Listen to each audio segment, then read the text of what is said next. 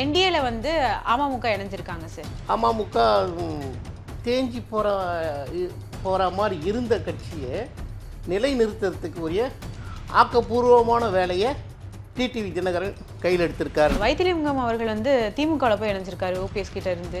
ஒரு வீட்டில் சாப்பிட்டுட்டு இன்னொரு வீட்டில் போய் வாலாட்டினா அப்போ அதுக்கு என்ன சொல்கிறது? நன்றி கெட்ட நாய் சொல்லக்கூடாது. ஏன்னா நாய் வந்து நன்றி உள்ளது. இவனுங்களை எந்த கதையில் சேர்த்துக்கிறதுன்னு தெரியல. கஞ்சா போதையில் இருந்துக்கிட்டு எப்படி கொலை பண்ணுறது, எப்படி வெட்டி சாய்க்கிறது அப்படின்ற ப்ராக்டிஸ் எடுக்கிறதுக்கு மாதிரி அந்த பையனை வெட்டியிருக்காங்க. எப்படி திருத்தணியில் ட்ரெயின்லேருந்து இறக்கி ஒரு ரூமுக்கு வந்து ஒரு வடநாட்டு வாலிபரை எப்படி வெட்டினாங்களோ அதே மாதிரி தான் இந்த செப்டோ பாயை டெலிவரி செஞ்ச வந்த பையனாக வெட்டியிருக்காங்க. கொலை மாநிலமாகி போச்சு. தினம் கொலை. ஒரு பத்திரிக்கை எடுங்க, நியூஸ் சேனலை பாருங்கள், வெறும் கொலை கொலை கொலை கொல்லை கொலை கொல்லை. மது பாட்டில்களை பாதுகாக்க குடோனுக்கு பெருசு பெருசாக இருக்குது. நெல்மணியை பாதுகாக்க ஒரு குடோன் இல்லைங்க. அப்துல் கலாம் சொன்ன கனவு வேற, இவருக்கு உங்கள் கனவு என்னன்னு கேட்குறாரு. இந்த ஆட்சி எப்படா ஒழியுன்ற கனவு தான் எல்லாருமே வருதுன்னு சொல்லிட்டு ஒவ்வொரு வீட்டுக்கு உங்கள் கனவு என்னன்னு கேட்டுக்கிட்டு வர்றா, அதை நிறைவேற்றிட்டு வர்றா 2 மாதத்தில். நாளை நமது நேயர்களுக்கு வணக்கம். இன்று நம்மோடு இணைந்திருப்பவர் அதிமுக நிர்வாகி கமலக்கண்ணன் அவர்கள். வணக்கம் சார். வணக்கம்மா. என்டிஏல வந்து அமமுக இணைஞ்சிருக்காங்க சார். இது எப்படி பார்க்குறீங்க சார்?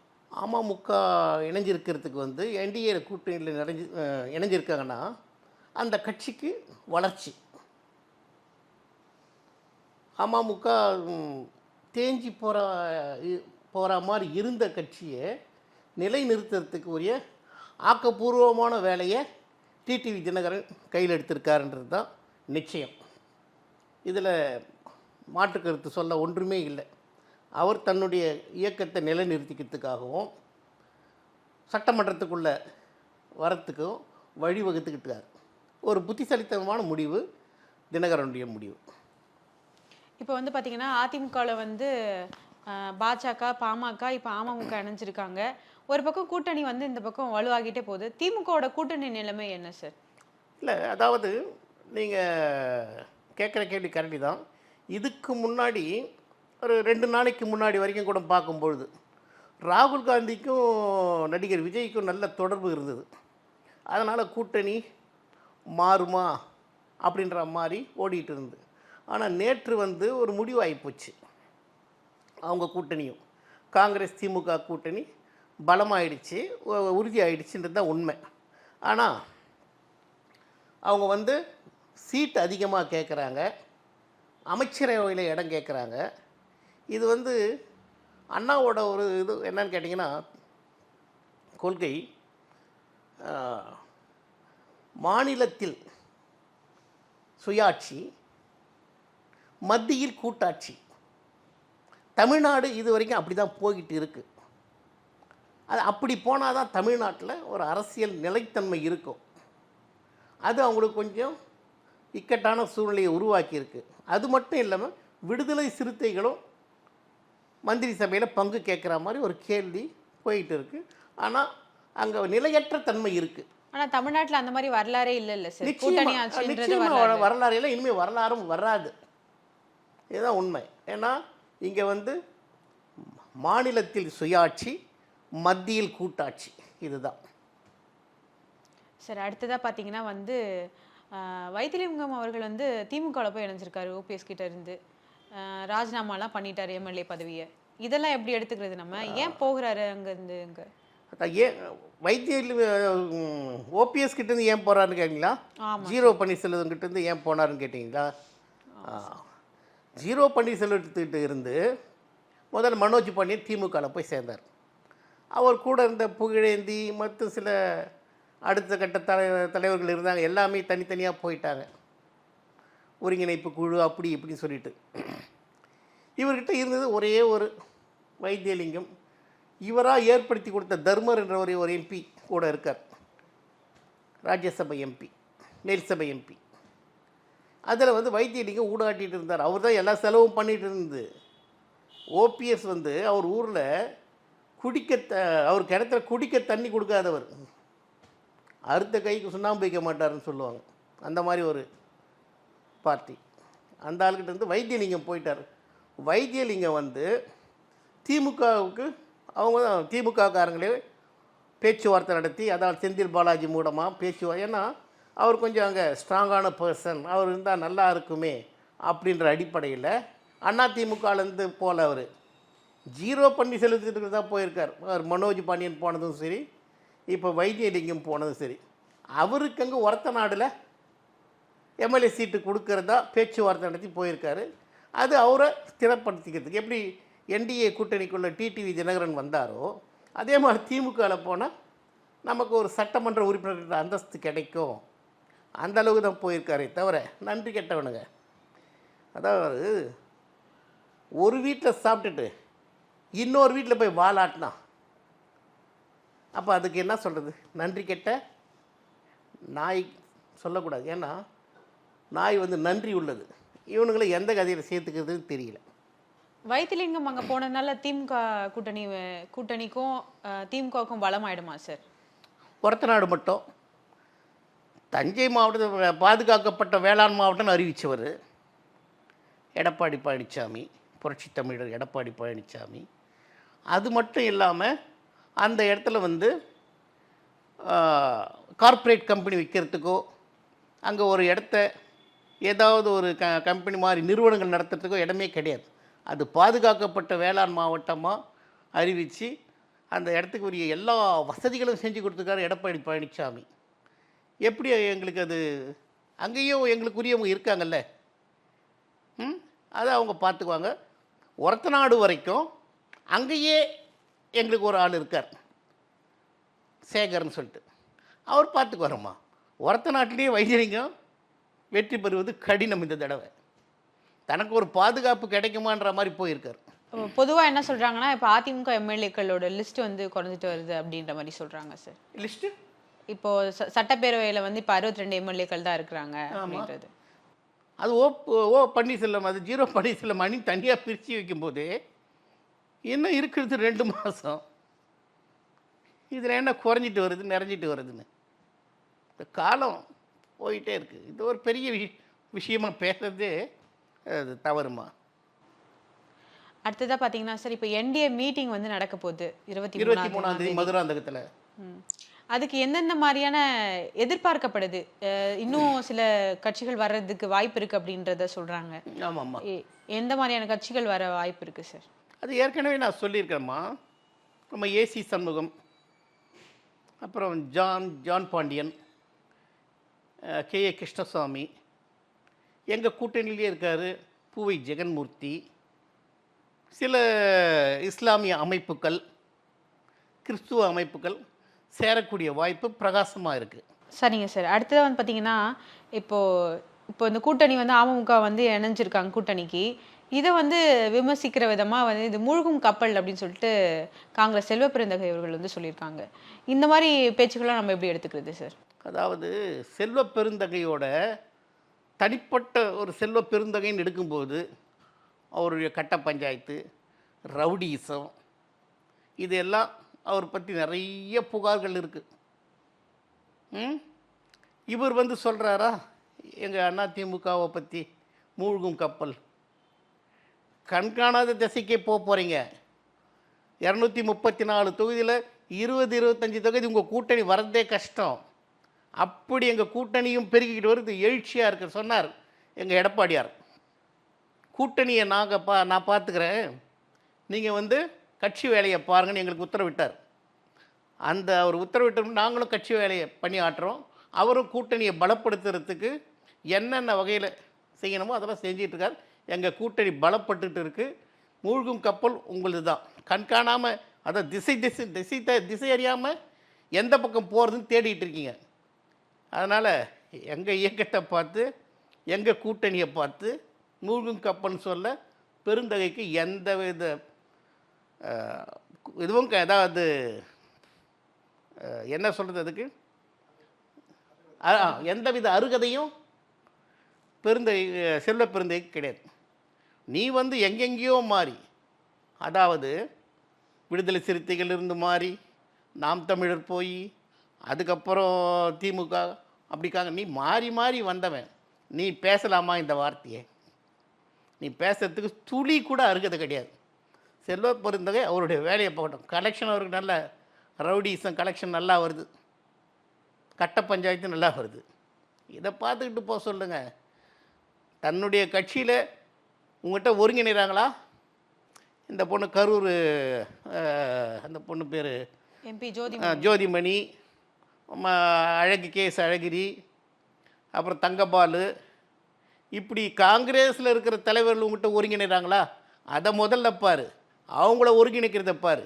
எங்கள் கட்சியை பற்றி நீ பேசுகிற வேலையே கூடாது. செல்வ பெருந்தகை அவர்களே, உங்கள் வேலையை பாருங்கள். சார் அடுத்ததாக பார்த்தீங்கன்னா திமுகவில் கேஎன்ஆர் மேலே ஆல்ரெடி வந்து ஒரு புகார் கொடுத்துருந்தாங்க அமலாக்கத்துறை. அதுக்கு மேலே வழக்கு பதிவு சொல்லியிருந்தாங்க நகராட்சி மற்றும் குடிநீர் வழங்கல் துறையில். ஏற்கனவே 888 கோடி. இப்போ திரும்பவும் வந்து வழக்கு சொல்லியிருக்காங்க. திரும்பவும் ஆதாரத்தோட கடிதம் எழுதியிருக்காங்க அமலாக்கத்துறை. இதை எப்படி எடுத்துக்கிறது? ஏதோ தேட ஏதோ கண்டுபிடிச்ச மாதிரி வேற விஷயத்துக்காக அமலாக்கத்துறை உள்ள போகுது.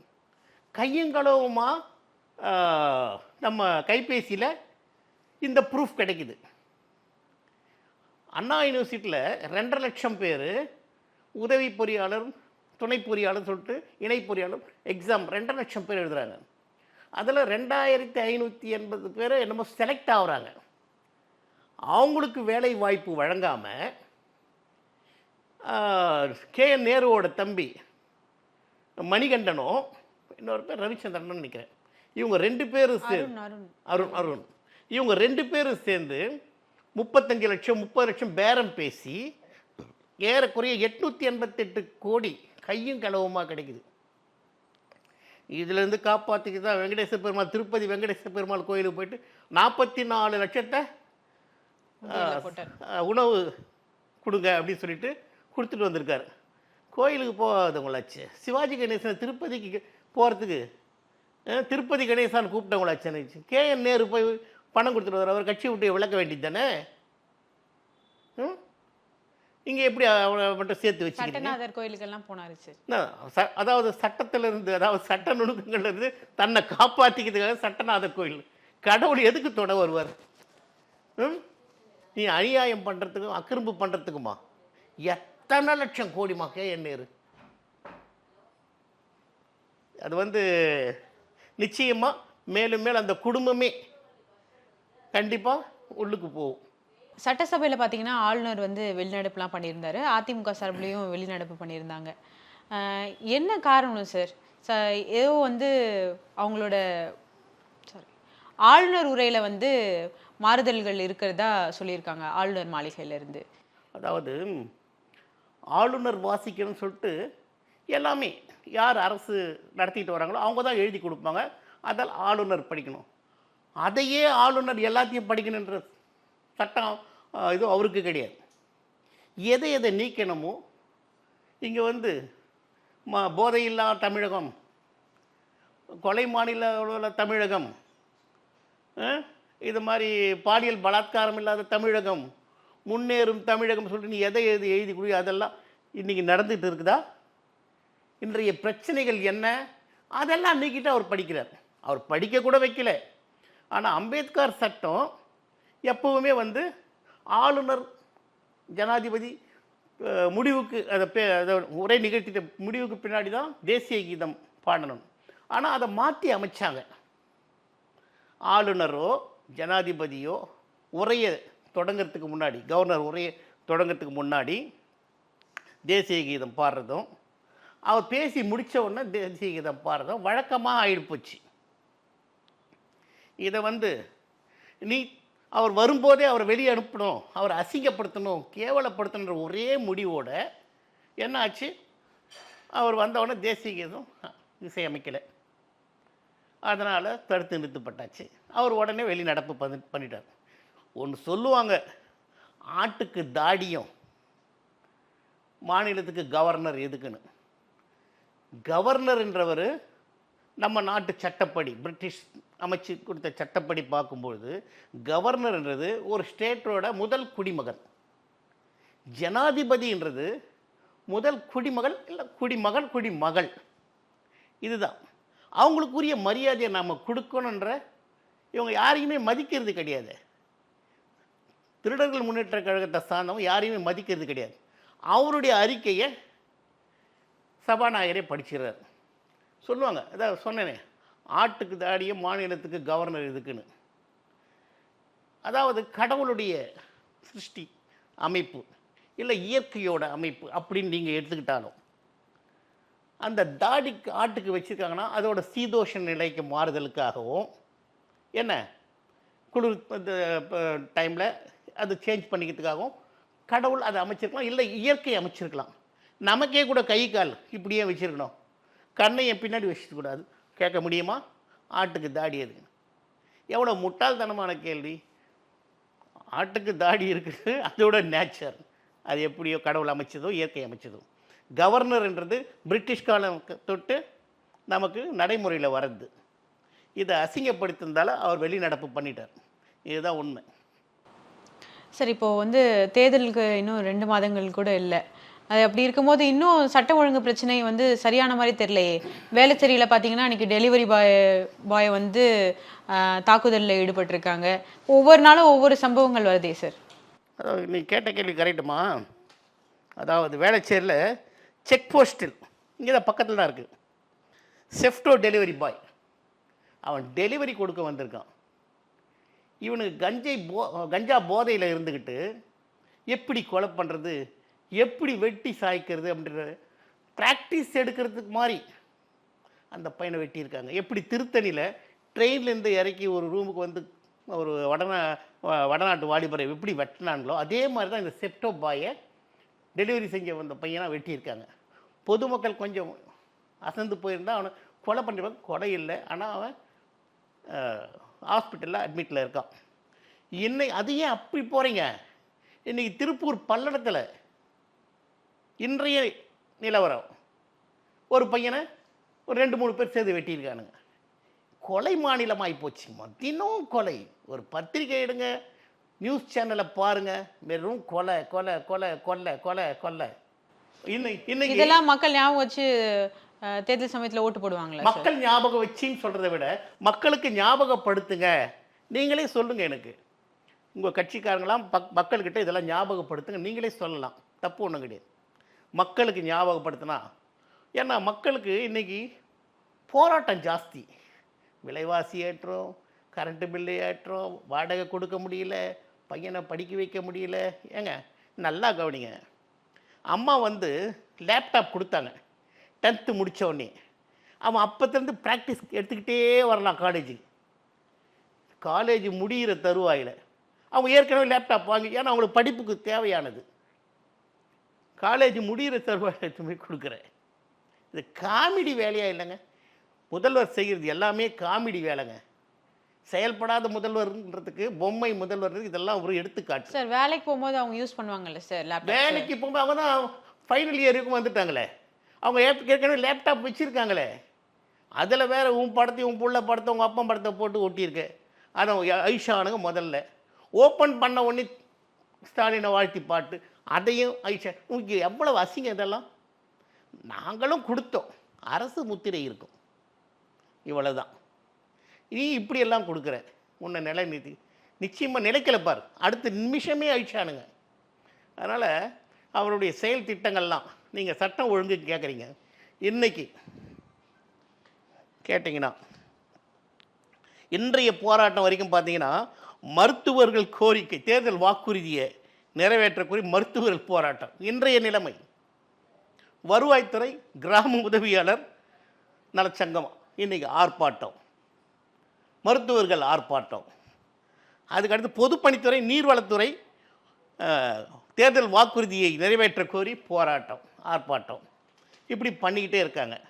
வாக்குறுதி எந்த வாக்குறுதி இன்றைக்கி இப்போது நம்ம சைதாப்பேட்டையில் அங்கே விவசாயிகள் ஆர்ப்பாட்டம், கிராமத்தில் இருந்தெல்லாம் வந்து இங்கே ஆர்ப்பாட்டம் பண்ணுறாங்க, போராட்டம் நடத்துகிறாங்க. தேர்தல் வாக்குறுதியை சரிப்படுத்துங்க, கரும்புக்கு விலை உயர்த்தி கொடுங்க, வறட்சி இடத்துல வறட்சி நிவாரணம் கொடுங்க, வெள்ளம் ஏற்படுத்துகிற இது எதுவுமே சேரலை. அதாவது மது பாட்டில்களை பாதுகாக்க குடோனுக்கு பெருசாக இருக்குது, நெல்மணியை பாதுகாக்க ஒரு குடோன் இல்லைங்க. இது ரொம்ப அநியாயமான இதுவாக இருக்குது. எவ்வளோ உழைச்சி கஷ்டப்பட்டு அந்த வேர்வை சிந்தி உழைக்கிற அந்த சேத்துலையும் சகதிலையும் உழைக்கிற அந்த விவசாயிகளுக்கு பாதுகாப்பு இல்லை பாருங்கள். அதே மாதிரி நம்ம தூய்மை பணியாளர்கள் அவர்கள் கோரிக்கை என்ன நிறைவேற்றலை. சம ஊதியம் சம வேலை வாய்ப்புன்ற ஆசிரியர்கள், பகுதி நேர ஆசிரியர்கள் பாவம் இத்தனை வருஷம் இடைநிலை ஆசிரியர்கள் இத்தனை வருஷம் போராடி கடைசியாக போகிறாங்க. அவங்கள அதாவது நாயை விட கேவலமாக விலங்குகளை விட கேவலமாக தரன்னு இழுத்துக்கிட்டு போய் பஸ்ஸில் ஏற்றுறது. அதில் ஒருத்தர் மருந்து குடித்து இறந்து போயிட்டார். அந்த குடும்பத்துக்கு என்ன நிவாரணம் கொடுக்க போகிற இது வரைக்கும் அறிவிக்கலை. உன்னுடைய சர்வாதிகார போக்காது.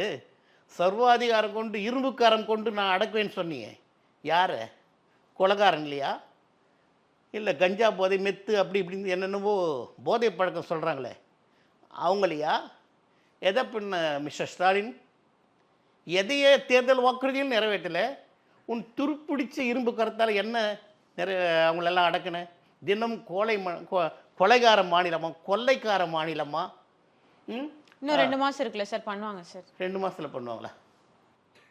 4.25 வருஷத்தில் பண்ணாத 2 மாதத்தில் பண்ணுவோன்னு இது. அதாவது சார் இப்போ உங்கள் கனவை சொல்லுங்கன்னு சொல்லிட்டு, அதான் உங்கள் கனவுன்னு சொல்கிறது எல்லாமே இப்போ கனவு காண்றாங்க தான். அப்துல் கலாம் சொன்ன கனவு வேற, இவருக்கு உங்கள் கனவு என்னன்னு கேட்குறாரு.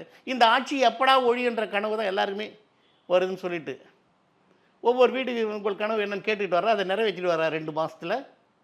இதெல்லாம் தமிழர்கள் ஏமாடிங்க, தமிழ்நாட்டுக்காரங்க ஏமாடிகள், வாக்காளர்கள் ஏமாடிகள். ஏன்னா பொய்யான 500 சில்லற 26 வாக்குறுதியை கொடுத்து மக்களை ஏமாற்றி என்ஜிஓங்களும் அரசு ஊழியர்களும் தனக்கு சாதகமாக வழிகாட்டி எப்படி தேர்தலை வெற்றி வாய்ப்பணி பிரகாசமாக்கிக்கினியோ அதே மாதிரி இந்த தேர்தல்லையும் நாம் பண்ணலாம், பொய்யான வாக்குறுதியை செலுத்தலாம். அதே மாதிரி நம்ம கனிமொழி இருக்காங்க பாருங்கள், அவங்க தலைமையில் தான் அவங்க என்னென்னமோ சொன்னாங்க. வந்த உடனே மதுக்கடைகளை மூடும், நாங்களே வச்சுருந்தாலும் அதை மூடிடும். முதல் கையெழுத்து அதுதான். இப்போ முதல் கையெழுத்து, 2வது கையெழுத்து, இதுக்கெல்லாம் தமிழக மக்கள் ஏமாற மாட்டாங்க, ஏமாற தயாராகவும் இல்லை. இப்போ திரும்பவும் எம்பி கனிமொழி தலைமையில் தான் தேர்தல் அறிக்கை குழுலாம் திமுகவில் போட்டிருக்காங்க. இதெல்லாம் எப்படி எடுத்துக்குது சார்? இப்போ எடுத்துக்க மாட்டாங்கம்மா. ஏன்னா உன்னோட பொய்யான வாக்குறுதி நீ உன்னுடைய தலைமையில் தான் முதல்ல கூட உன்னுடைய தலைமையில் தான் தேர்தல் வாக்குறுதியை ஒரு மாவட்டமாக போய் சேகரிச்சிடுவானுங்க. கிடையவே கிடையாது. எங்கள் புரட்சி பொதுச் செயலாளர் புரட்சி தமிழர் எடப்பாடி பழனிசாமி அவர்கள் எங்கள் 2ஆம் கட்ட தலைவர்களுக்கு தேர்தல் வாக்குறுதி என்னென்ன ஒவ்வொரு மாவட்டமாக விசாரிங்க. அதாவது விவசாயிகளை, நெசவாளர்களை, மருத்துவர்கள் எந்த மருத்துவர்கள், அதாவது முடி சீர்திருத்தம் பண்ணுறாங்களா அந்த மருத்துவர்களை, அதே மாதிரி ரியல் எஸ்டேட் பண்ணுறவங்கள, இப்படி எல்லாரையும் சங்கங்களை கூப்பிட்டு வச்சு அவங்கவுங்க கோரிக்கைகள் என்ன, அவங்கக்கிட்ட வரந்த வாக்குறுதி, தேர்தல் வாக்குறுதியாக எதை நிறைவேற்றலாம், எதை செயல்படுத்தலாம். ஏன்னா சொல்கிறதையும் செய்வார், சொல்லாததையும் செஞ்சார். அந்த 7.5% மாவட்டம், நிறைய மாவட்டங்களை உருவாக்குனது, மாவட்டத்துக்கு மருத்துவக் கல்லூரி, கலை மற்றும் அறிவியல் கல்லூரி, சட்டக்கல்லூரி, பாலிடெக்னிக் கல்லூரி, அங்கங்கே ஒரு மாவட்டத்துக்கும் ஒவ்வொரு மாவட்டத்தில் நிறைய பாலங்கள் இப்படியெல்லாம் உருவாக்கி காமிச்சார்.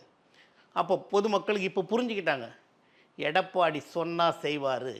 ஏன்னா எடப்பாடி ஆட்சி இருக்கும்போது அம்மா சொன்னது, ஆனால் அம்மா சொன்னதையும் செஞ்சார், சொல்லாததையும் செய்கிறார்.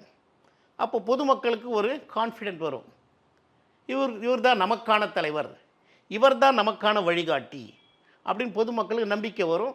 நம்பிக்கையை ஏற்படுத்துகிற அளவுக்கு எங்கள் கட்சி 2ஆம் கட்ட தலைவர்களும், மாவட்ட செயலாளர், பகுதி செயலாளர், வட்ட செயலாளர் இப்படிலாம் இருக்காங்க. என்ன பொறுப்பாளர்கள்லாம் இவங்கெல்லாம் பப்ளிக்கிட்ட போய் சொன்னால், பொதுமக்கள்கிட்ட சொன்னால் ஏற்றுக்குவாங்க. ஏன்னு கேட்டால் நிறைவேற்ற முடியாத வாக்குறுதியெல்லாம் கொடுத்தாங்க. இவர் சொன்னால் நிறைவேற்றுவார் நம்பிக்கை பொதுமக்களுக்கு ஆட்டோமேட்டிக்காக வரும். இப்போ கூட ஒரு 5 தேர்தல் வாக்குறுதிகளை கொடுத்துருக்காரு. அதாவது குலவிளக்கு திட்டம், அந்த குலவிளக்கு திட்டம் பெண்களுக்கு, ரேஷன் கார்டு உள்ளவர்களுக்கு, எல்லாருக்குமே, அனைவருக்கும். அதாவது இவங்க சொன்ன மாதிரி கிடையாது. தகுதி உள்ளவர்களுக்கு தகுதி அடிப்படையில் தகுதி உள்ளவர்களுக்கு தகுதி எங்கள் வீட்டில் இருக்கிற பொண்ணுக்கு, என்னுடைய மனைவிக்கோ, என்னுடைய மகளுக்கோ, என்னுடைய சகோதரிக்கோ தகுதி பார்க்க இவன் யார்? கோவம் வருதுமா, இவன் டக்குன்னு வந்துடுது. தகுதி பார்க்க இவன் யார்? பக்கத்து வீட்டு கொடுப்பானா, எங்கள் வீட்டுக்கு கொடுக்க மாட்டான். அப்போ எங்கள் வீட்டு தகுதி என்ன குறைஞ்சி போச்சு? எங்கள் வீட்டு பெண்களுக்கு என்ன தகுதி குறைஞ்சி போச்சு? அதை தான் நினைக்க தோணும். ஏன்னா நீ சொன்னது அனைத்து மகளிருக்கும். இவர் சொல்லியிருக்காரு, ரேஷன் கார்டு உள்ள அனைத்து பெண்களுக்கும், அந்த குடும்ப தலைவிகளுக்கு மாதம் 2000. அடுத்தது வந்து கட்டணமில்லா பேருந்து. நீ பெண்களுக்கு மட்டும். அது எப்படி சார் நிறைவேற்ற முடியும்னு நினைக்கிறீங்க? கடன் சுமை வேற அதிகமாயிருச்சுல. அது வந்து ஜெனரல் क्वेश्चனா எல்லாரும் கேக்குறாங்க. எல்லாமே கேட்கறது உண்மைதான். அதை பரிசீலனை செய்வாங்க. ஆண்களுக்கும் சொல்லியிருக்காரு, இதை பரிசீலனை பண்ணுவாங்க. இதை பரிசீலனை பண்ணி இந்த தேர்தல் அறிக்கையில் சேர்க்கலாமா வேண்டாமான்றத முடிவு செய்வாங்க. முதற்கட்ட அறிவிப்பா வெளியிட்டிருக்காங்க சார். முதற்கட்ட அறிவிப்பா இது 5 இருக்குன்றது தான் சொல்லி. இல்லைங்க, இதை மாற்றம் செய்யலாம். அவங்க அறிவிச்சிருக்காங்க, இதில் மாற்றமும் செய்யலாம். அடுத்தது அம்மா இல்லம் திட்டம். அதாவது கிராமப்புறங்களில் வீடு இல்லாதவர்களுக்கு கான்கிரீட் வீடு, மனை உள்ளவர்களுக்கு மட்டும், மனை இல்லாதவங்களுக்கும் அதான் தரிசு நிலங்களில் அவங்களுக்கு இடம் கொடுத்து கான்கிரீட் வீட்டு கட்டித்தரப்படும் சொல்லியிருக்காரு. அதாவது 100 நாட்கள் வேலையை 125 நாட்களாக மத்திய அரசு உயர்த்தியிருந்தாலும் 150 நாட்களாக உயர்த்துறதுக்கு ஆவணம் செய்வார் நிச்சயமாக. அடுத்ததுக்கு அம்மா இருசக்கர வாகனம். இதை வந்து ஏற்கனவே நாங்கள் கொடுத்துட்டு இருந்த திட்டம்தான், மானிய விலைகள். அதை கண்டிப்பாக செய்வார். இன்னும் சில வாக்குறுதிகளை எங்கள் 2ஆம் கட்ட தலைவர் மாவட்டந்தோறும் கேதர் பண்ணிட்டு வராங்க. அதை நிறைவேற்ற செய்வாங்க. எனக்கும் அந்த வாக்குறுதியில் ஒன்று சேர்க்கணும்னு சொல்லிட்டு இருக்குங்க. அது என்னங்கன்னா, சில வியாபாரிகள் என்கிட்ட சொன்னது, நீங்கள் வந்து யூடியூப்பில் பேட்டி கொடுக்குறீங்க, நாளை நமது என்ற சேனலில் அவங்கக்கிட்ட இந்த கோரிக்கையும் வைங்க, அது நம்ம எடப்பாடியார் காதுக்கு எட்ட அளவுக்கு கொண்டு போக சொல்லுங்கள் அப்படின்னு சொல்லிட்டு. இது முக்கியமான ஒன்றுமா. அதாவது இரும்பு கழிவு, அலுமினிய கழிவு எடுக்கிற ஸ்கிராப் பிஸ்னஸ்காரங்க, அதே மாதிரி இன்னும் சில வியாபாரிகள்லாம் சொன்னது என்ன பண்ணுறாங்களா, ஒரு நிறுவனத்தில் போய், அது கொரியன் நிறுவனமோ இல்லை அதர் ஸ்டேட்டில் இங்கே வந்து நடத்துகிற நிறுவனத்திலேயே போய் இவங்க அந்த அலுமினிய கழிவுகள், செம்பு கழிவுகள், இரும்பு கழிவுகள் இதெல்லாம் எடுக்கிறாங்க. எடுக்கும் பொழுது என்ன ஆகுதுன்னு கேட்டிங்கன்னா, அவங்க உரிய பணம் கட்டியிருக்காங்க. பணம் கட்டினா அதுக்குரிய பில்லு கொடுத்துட்றாங்க, பேங்க் ஸ்டேட்மெண்ட்டும் கிடச்சிடுது. ஆனால் இவங்க போய் அரசாங்கத்துக்கு தெரிவிக்கிற, அதாவது ஆர்டிஓ, சேல் டேக்ஸ் ஆஃபீஸர், அவங்க பிடிக்கிறாங்க. இந்த அவங்க அது கம்பெனிக்காரங்க எல்லாத்தையும் வாங்கிடுறாங்க, அதுக்குரிய ப்ரூஃப் கொடுத்துட்றாங்க. ஆனால் அவங்க செலுத்துறது கிடையாது. அவங்க என்ன பண்ணுறாங்க, இந்த ஒரு 3 மாதம் 4 மாதத்துக்கு வெக்கேட் பண்ணிட்டு போயிடுறாங்க. வெக்கேட் பண்ணிட்டு போகிறதால அரசுக்கு தெரிய வரும்போது, இந்த வாங்கினாங்க பொருள் வாங்கினாங்க பாருங்கள், அவங்கக்கிட்ட இருந்தே நீங்கள் வந்து இதுக்கு ஜிஎஸ்டிலாம் கொடுக்கல, இது மொத்தமாக எங்களுக்கு நீங்கள் கட்டி ஆகணும் அப்படின்ற வற்புறுத்தலில் அதிகப்படியான தொகையை அவங்கக்கிட்டேருந்து பறிக்கிறாங்க. அது மட்டும் இல்லாமல் ஆர்டிஓ ஆஃபீஸர்லாம் வராங்க, பல லட்சம் ஒரு நாளைக்கு சம்பாரிச்சிட்டு போகிறாங்க. இதுக்கெல்லாம் ஒரு வரைமுறை பண்ணுங்க. இது வந்து ஸ்டாலின் அரசு வந்து இவங்கக்கிட்டெல்லாம் ஒரு அதாவது அவங்கள அழுத்தம் கொடுத்து கலெக்ஷன் பண்ணி அரசுக்கு கொடுங்கன்றது அழுத்தத்தால் வர விளைவு. இதை கமிஷன் இதை வந்து சீர்படுத்தி, இதை சீர்படுத்துறதுக்கு ஆவணம் செய்யுமாறு ஐயா எடப்பாடியாரை வேண்டிக்குங்க, எங்களுக்காக அந்த கோரிக்கையை வைங்கன்னு சொல்லியிருக்காங்க. தயவு செய்து நம்ம நாளை நமது சேனலும் இந்த கோரிக்கையை கொடுங்க. இதுதாங்க உண்மை. ஜிஎஸ்டி செலுத்துகிறவங்க, பொருட்களை எடுக்கிறவங்க, கொரியன் கம்பெனியோ அதர் ஸ்டேட்லேருந்து வர கம்பெனிக்கோ, திரும்பவும் சொல்கிறேன், கேரளாவோ ஆந்திராவோ தெலுங்கானாவோ ஒரிசாவோ கர்நாடகாவோ இவ்வளவு ஆர்டிஓ ஆஃபீஸர்களை வச்சு தொந்தரவு கொடுக்குறதே கிடையாது, சேல் டேக்ஸ் ஆஃபீஸரை வச்சு. ஆனால் தமிழ்நாட்டில் மட்டும் ஒரு அழுத்தம். இந்த அழுத்தம் வியாபாரியில் ரொம்ப பாதிக்குது. இந்த மாதிரி இது வாக்குறுதியில், தேர்தல் வாக்குறுதியில் நீங்கள் கொடுத்தீங்கன்னா, வியாபாரிகள் நாங்கள் தனியாக அமைப்பாக சேர்ந்து உங்களுக்கு ஆதரவு கொடுக்க தயாராக இருக்குன்னு சொல்கிறாங்க. இந்த வாக்குறுதியை நீங்கள் பரிசீலனை பண்ணி இந்த வாக்குறுதி தேர்தல் வாக்குறுதியில் சேர்த்திங்கன்னா நல்லா இருக்குன்னு சொல்லி நானும் விரும்புகிறேங்க. அதே போல் இன்னொரு தேர்தல் வாக்குறுதியில் சேர்க்கலாமோன்னு எனக்காக தோன்றுது. ஒரு 10 தெரு சேர்ந்த ஒரு இடத்துல ஒரு ஆர்ஓ வாட்டர் கொடுக்குற மாதிரி ஏற்கனவே செயல்படுத்திட்டு வரோம். எங்கேயோ ஒன்று தான் இருக்குது. அது சென்னையிலையும் விரிவுபடுத்தி ஒரு 10 தெரு 20 தெரு சேர்கிற இடத்துல ஆர்ஓ பியூரிஃபையர் வாட்டர் கொடுத்தீங்கன்னா பொதுமக்களுக்கு ரொம்ப நல்லா இருக்கும். அது அதையும் செயல்படுத்துறதுக்கு வாக்குறுதியாக கொடுக்கறதுக்கு ஆவணம் செய்யுமாறு கேட்டுக்கொள்கிறேன். நன்றி சார். நன்றி.